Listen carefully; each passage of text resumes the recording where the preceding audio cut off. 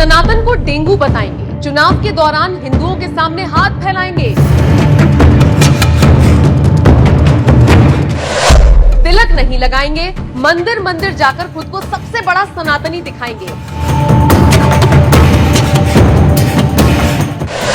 तिरंगा नहीं फहराएंगे, खुद का नाम इंडिया रखकर वाहवाही पाएंगे, मोदी का विरोध करने वाले सत्ता की भूख में और कितना नीचे गिर जाएंगे।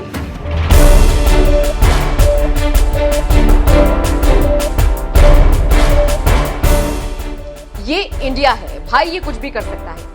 एक सेकंड, भारत वाला इंडिया नहीं, I.N.D.I.A की बात मैं कर रही हूँ। ये तो कुछ भी कर सकता है, अपनी सत्ता की हनक के लिए किसी भी स्तर तक जा सकता है, किसी भी धर्म की राजनीति कर सकता है, वोटों के लिए जनता के दुश्मनों का साथ भी दे सकता है, लेकिन ईंट का जवाब पत्थर से देने के लिए फिर सामने मोदी भी है।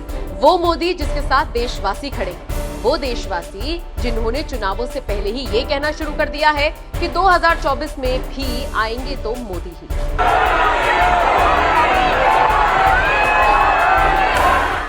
साल 2024 के चुनावों में अभी थोड़ा वक्त है, इसीलिए इस बात को फिलहाल साइड में रख देते हैं, लेकिन मोदी को टक्कर देने के लिए खड़े I.N.D.I.A अलायंस के नेताओं की हरकतों को कैसे साइड किया जाए, ये समझ से परे है। चलिए, कोई एक दो नेता हो तो समझ भी आता है, लेकिन ऐसे नेताओं की बाढ़ सी आ गई है। ये वो नेता हैं जो अपने अलायंस को जिताने के लिए हिंदुओं के पैरों में तो पड़ जाएंगे, लेकिन उससे पहले और उसके बाद हिंदुओं की, उनकी आस्थाओं की, उनके सम्मान की जितनी धज्जियां उड़ाई जा सकती है, उड़ाने से परहेज नहीं करेंगे। इंडिया की सबसे बड़ी पार्टी के नेता, मेरा मतलब है I.N.D.I.A के सबसे बड़ी पार्टी के नेता यानी राहुल गांधी मोहब्बत की दुकान खोलने में बिजी है, और दूसरी तरफ उनके साथियों को नफरत बांटने से फुर्सत नहीं मिल रही। आपको आगे मैं कुछ बताऊं उससे पहले जरा ये वीडियो देखिए।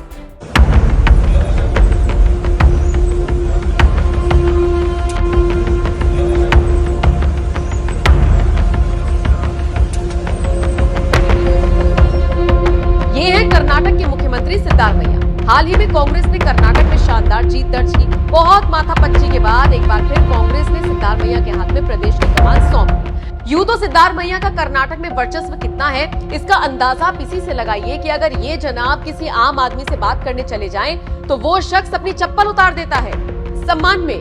जी हाँ, सिद्धारमैया को वहां पर दरअसल पूजा जाता है। लेकिन अब जरा सिद्धारमैया का ये रूप देखिए। इन्हें हिंदुओं से और उनकी आस्थाओं से, मान्यताओं से कितनी चिढ़ है, आप खुद देख रही हैं। सेक्युलर चिल्लाने वाले कांग्रेस के ये मुख्यमंत्री मुस्लिम टोपी तो लगा लेंगे, लेकिन तिलक लगवाने में इनकी आन बान शान घट जाएगी।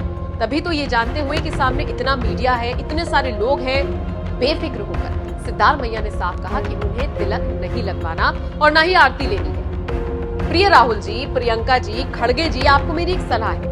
आप भले ही कितने ही मंदिरों के चक्कर काट लीजिए, खुद को हिंदुओं का सबसे चहेता दिखा लीजिए, लेकिन अपने मुख्यमंत्री साहब को थोड़ा सा ज्ञान दीजिए। उन्हें बताइए कि जनता अब समझदार हो गई है और वो आपकी सारी असलियत जानती है, तो थोड़ा देख परख कर ऐसी हरकतें करें।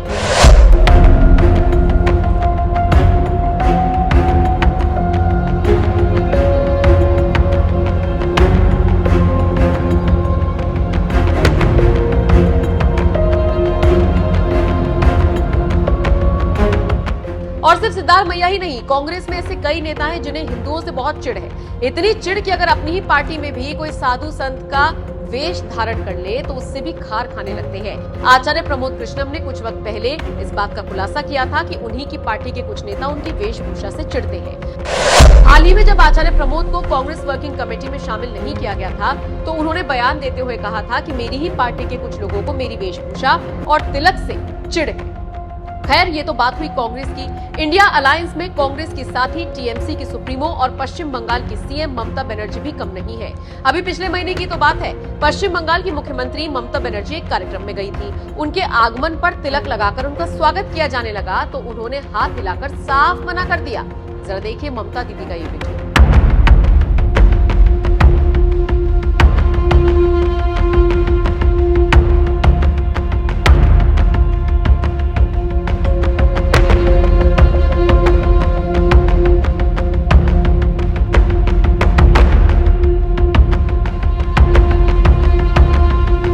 कांग्रेस एंटी हिंदू और एंटी हिंदी छवि बनाकर दक्षिण के राज्यों में तो वाहवाही लूटना चाह रही है, लेकिन फिर किस मुंह से हिंदी बेल्ट वाले राज्यों में वोट मांगने जाएंगे, ध्यान रखना होगा। फिलहाल आप I.N.D.I.A वाले इंडिया के इस दोहरे रवैये पर क्या राय रखते हैं, कमेंट करके अपनी राय हमें जरूर बताइएगा। और अगर आपको ये वीडियो पसंद आया हो तो इसे शेयर जरूर कीजिए।